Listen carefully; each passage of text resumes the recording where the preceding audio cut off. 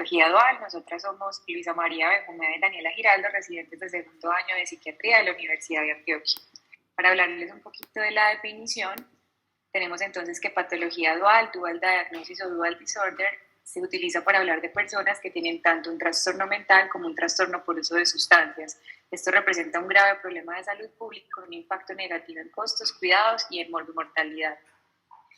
Entonces empeora los resultados y complica tanto lo esperado y el pronóstico en general del paciente, aumenta las tasas de admisiones y el riesgo suicida. Además, es un factor de riesgo para complicaciones médicas y no médicas como sobredosis, violencia, infecciones por VIH o hepatitis y problemas sociales como desempleo, conductas de cárcel. Es una relación compleja que depende entonces del tipo de trastorno, de los intentos y las frecuencias del uso de la droga y la gravedad de la enfermedad, y que además afecta no solo a la persona, sino a familiares y cuidadores y su entorno social, independiente de edad, género, raza, etnia, estrato socioeconómico, cultura o creencias religiosas. En cuanto a epidemiología, hasta el 75% de personas con trastornos mentales graves tienen patología dual. Cerca del 8% de adultos en Estados Unidos tienen trastornos mentales graves, de los cuales hasta 4 millones tienen un trastorno dual. Tenemos entonces que los trastornos o patologías duales a nivel mundial son subdiagnosticadas y pobremente tratadas. Se reconoce que hasta el 64-88% de adolescentes con trastorno por uso de sustancias tienen una o más comorbilidades psiquiátricas, y se ha encontrado históricamente que el alcohol fue la principal sustancia en casi la mitad de la población con diagnóstico dual. Sin embargo, a partir del año 2000 se dio un giro en esto, más que todo con medicamentos no prescritos. Tenemos que los pacientes con TAP entonces son más vulnerables al trastorno por uso de sustancias, e incluso el trastorno por uso de sustancias se asocia con un inicio temprano de trastorno afectivo bipolar. Son más susceptibles al uso de cocaína, anfetaminas, opioides, cannabinoides y alucinógenos comparado a otros trastornos. Ya en cuanto a los trastornos psicóticos y la patología dual, hay una alta comorbilidad hasta un 60%, se asocia a menor adherencia terapéutica, mayor tasa de recaídas y mayores hospitalizaciones, elevando el riesgo de muerte prematura. En cuanto a factores de riesgo y vulnerabilidad genética, entonces tenemos que tanto el trastorno mental como el trastorno por uso de sustancias tienen una alta heredabilidad en familiares de primer grado. Hay una asociación mayor entre el trastorno por uso de sustancias y esquizofrenia, que se ha asociado a polimorfismos del gen del COM. En cuanto al alcohol, se ha hablado incluso, por ejemplo, de deficiencias en la ALDH2, que habla de que sea protector por altos niveles de aldehído deshidrogenasa, y en cocaína y en otras sustancias, por ejemplo, se habla de gerontrópicos que me expliquen la comorbilidad tanto de trastornos mentales graves como de trastorno por uso de sustancias.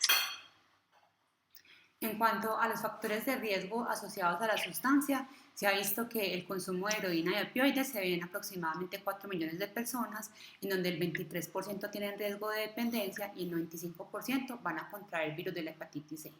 En cuanto al consumo de cocaína, se ve en pacientes de 35 a 44 años, en donde el consumo concomitante con alcohol aumenta el riesgo de intoxicaciones. Las drogas de diseño se ven más que todo en pacientes de 20 años, y el 79% de estos pacientes tienen riesgo de intoxicación en la primera vez de consumo. La marihuana duplica el riesgo de episodios maníacos, síntomas depresivos y ansiosos, y se relaciona con la aparición del primer episodio psicótico. El alcohol incrementa el riesgo de TAP de inicio tardío y se relaciona con alucinaciones visuales relacionados con la esquizofrenia. Los inhalantes hay un mayor riesgo de consumo en los niños, en donde el riesgo de neurodegeneración es muy importante. En cuanto a los factores de riesgo asociados al género, el género femenino se ve en mayor desventaja, en donde los factores hormonales juegan un papel muy importante y se aumenta el riesgo de craving, recaídas, cambios de humor, efectos adversos relacionados con la sustancia y trauma asociado con el consumo.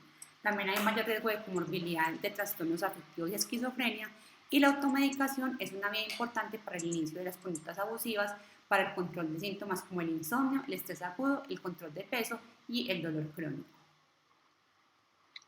En cuanto a la neurobiología, se ha visto que la alteración de la corteza prefrontal, el núcleo accumbens y el área tegmental anterior se relacionan con el centro de la dopamina y produce mayor aparición de síntomas positivos en la esquizofrenia. Las hormonas del estrés relacionadas con la regulación de los glucocorticoides aumentan los síntomas psiquiátricos relacionados con el consumo de sustancias, y también se relaciona con la recaída y el craving. En cuanto al trastorno por uso de sustancias y la esquizofrenia, el daño hipocampal y el daño en el núcleo accumbens se ven relacionados con el aumento de los síntomas positivos y en la aparición de los síntomas psicóticos.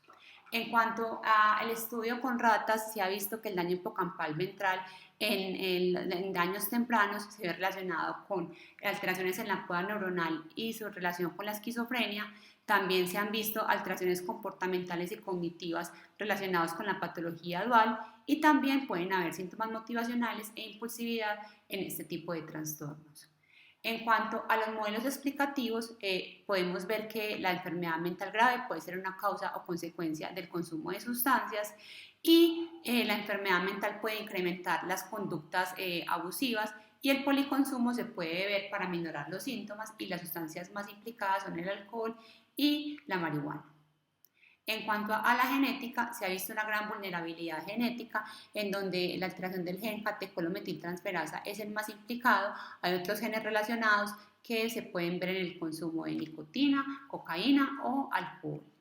En cuanto a los modelos de comorbilidad, se ha visto que el modelo unitario, el bidireccional que se relaciona con la correlación positiva entre en la enfermedad mental grave y el trastorno por uso de sustancias, tienen una gran relación. En cuanto a la alteración mental secundaria, se puede ver que la enfermedad mental grave puede ser consecuencia del consumo de sustancias y la independencia biológica se relaciona con la independencia de dichos síntomas, pero el hecho de compartir factores en común. En cuanto a otros modelos explicativos, la vulnerabilidad individual se ve relacionada con los factores del individuo como paciente y la acumulación de factores de riesgos sociales, genéticos y ambientales se pueden ver relacionados con el consumo de sustancias.